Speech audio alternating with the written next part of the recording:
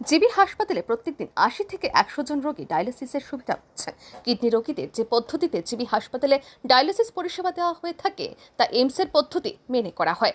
এখানকার ডায়ালিসিস পরিষেবা সরেজমিনে খতিয়ে দেখার জন্য এইমসের একটি বিশেষজ্ঞ দলকে এখানে পাঠানোর জন্য অনুরোধ করা হবে। সোমবার আগরতলা সরকারি মেডিকেল কলেজের কনফারেন্স হলে আয়োজিত এক সাংবাদিক সম্মেলনে একথা বলেন স্বাস্থ্য সচিব কিরণ গিত্তে। তিনি জানান, পরিষেবা আরও ভালো করার জন্য চলতি বছরের ১ আগস্ট থেকে জিবি হাসপাতালে আউটসোর্সিংয়ের মাধ্যমে কিডনি রোগীদের ডায়ালিসিস দেওয়া হচ্ছে। এই পদ্ধতি চালু হওয়ার পর প্রথম এক সপ্তাহ কিছু সমস্যার সম্মুখীন হতে হয়েছিল, এরপর সেই সমস্যা দূর হয়েছে। সাধারণত একটি মেশিন দিয়ে ৫ থেকে ৬ জন রোগীকে ডায়ালিসিস করানো যায়, তবে পূর্বে একটি মেশিনের মাধ্যমে একজনকে ডায়ালিসিস করানো হতো। এখন একটি মেশিন একজন রোগীকে ডায়ালিসিস দেওয়ার জন্য আউটসোর্সিং কর্তৃপক্ষকে বলা হয়েছে।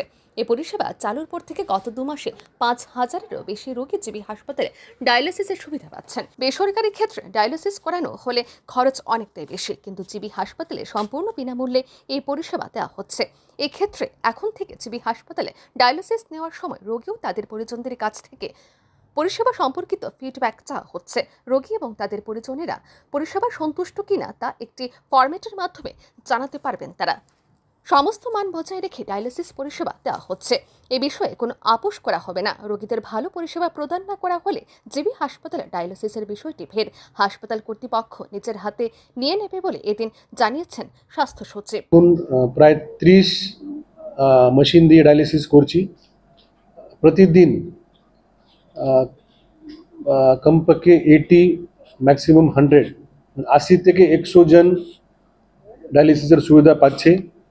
তো যখন জিবি হসপিটালে আমরা সরকারিভাবে আমরা ডায়ালিসিস করি, তখন অন্যান্য হসপিটাল আইজিএম হসপিটাল অথবা বাকি আমাদের ডিস্ট্রিক্ট মধ্যে আউটসোর্সিংয়ের মাধ্যমে ডায়ালিসিস প্রসেসটা চালু ছিল।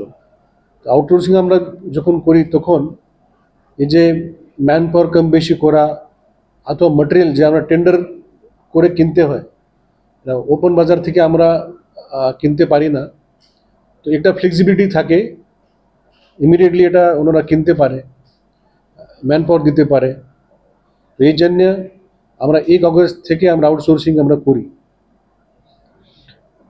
ডায়ালিসিস আউটসোর্সিং করার পরে আমরা দেখেছি প্রথম 10 দিনে কিছু সমস্যা দেখা দিয়েছে। যেমন একটা ডায়ালাইজার থেকে 1 থেকে বেশি পেশেন্টকে ডায়ালিসিস করানো হয়। টেকনিক্যালি যদি দেখা যায় তো একটা ডায়ালাইজার দিয়ে 5 থেকে 6 জনকে ডায়ালিসিস করা হয়।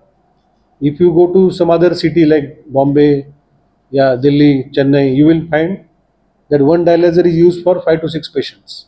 কিন্তু আমরা আগে জিবি হসপিটাল যখন ডায়ালাইসিস আমরা করি সরকারিভাবে, তখন মাত্র আমরা 1 ডায়ালাইজার 1 পেশেন্ট ছিল। তো আমরা যে আউটসোর্সিং এজেন্সিকে বলেছি আপনারাও এটা 1 ডায়ালাইজার থেকে একজনই পেশেন্টকে ডায়ালিসিস করেন। মাননীয় মুখ্যমন্ত্রী মহোদয় আমাকে গতকালকে বলেছেন এটা আবার একবার ডায়ালিসিস প্রসেসটা যে আছে এটা দেখেন এটা কীভাবে হচ্ছে। তো আমরা এটা দেখেছি যে এজেন্সি ডায়ালিসিস করে ওনাকেও আমরা আরও সেন্সিটিভ হয়ে আরও এখানে কমিটমেন্ট দিয়ে কাজ করার যে নির্দেশ দিয়েছি। আর এই যে প্রত্যেক পেশেন্ট থেকে প্রতিদিন মানে এক পেশেন্ট যদি সপ্তাহে 3 বার ডায়ালিসিস করে তো 3 বার একটা আমাদেরকে রেটিং করে দেবে। যেমন আমরা কোনো সার্ভিস নিয়ে রেটিং আমরা চাই, অনেক আমরা দেখছি প্রাইভেট সেক্টর মধ্যেও দেখছি রেটিং চায়। রেটিং এরকম আমরা 10টা পয়েন্ট করে আমরা রেটিং বলেছি।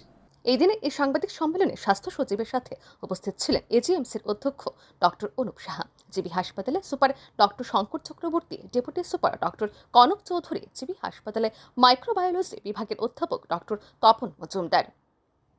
ব্যুরো রিপোর্ট, আর নিউজ।